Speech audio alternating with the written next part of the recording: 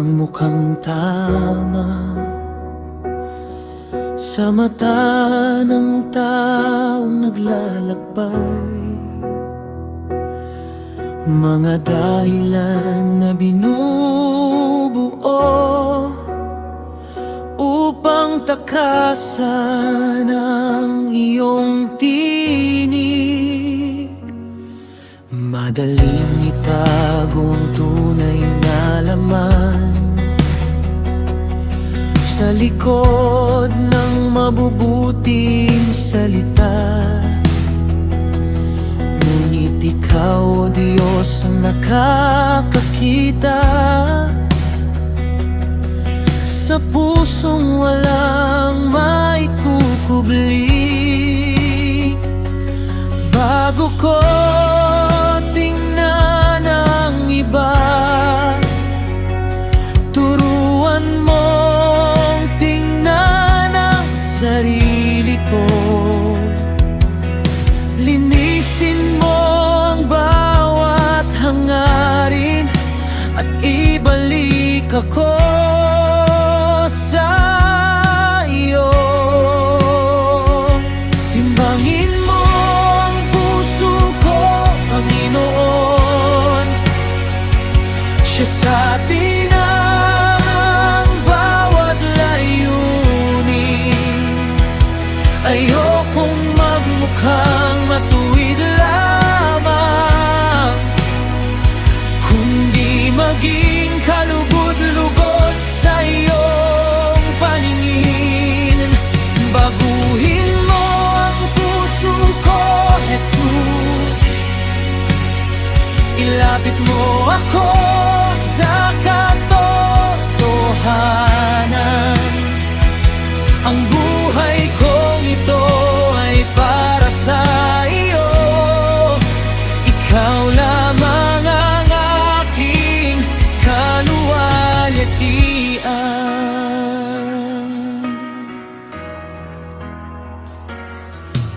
Hindi sapat ang anyong banal kung malayo naman ang aking puso. Ang tunay na pagsunod ay nagsisimula sa pagpapakumbaba sa harapan mo. Kung may bahid dapat isuko, bigyan mo ako ng lakas na bumitaw, sapagkat ang iyong biyaya at katotohanan ang siyang nais kong panghawakan. Kapag ako'y nagmamagaling, ipaalala mong kailangan kita. Ang bawat hakbang ng buhay ko ay nakasalalay sa iyong awa.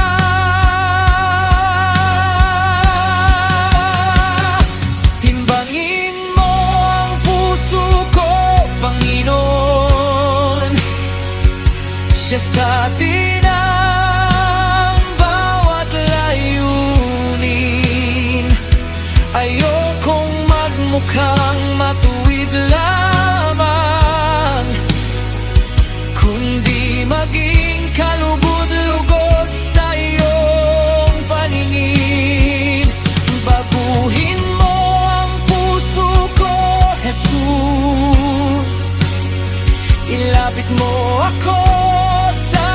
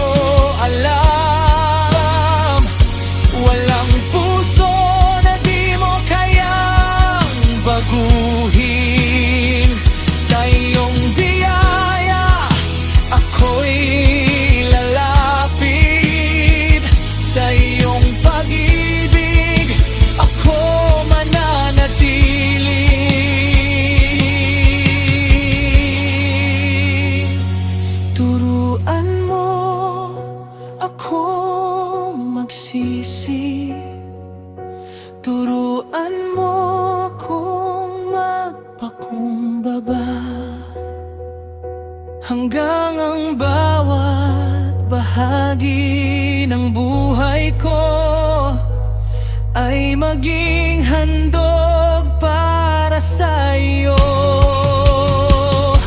Timbangin mo ang puso ko, Panginoon, at ihatid ako sa iyong daan.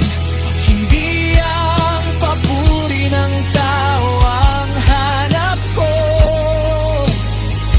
kundi ang ngiti mo sa aking buhay. Baguhin mo ang puso ko, Jesus. Ikaw ang sentro ng bawat hangarin, at sa bawat araw na ipinagkakaloob mo, mas maging katulad mo nawa ako.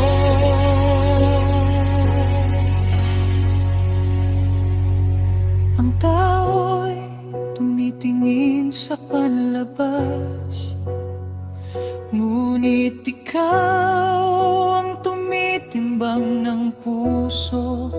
Kaya ang buhay kong ito, Panginoon, ay isinusuko ko na.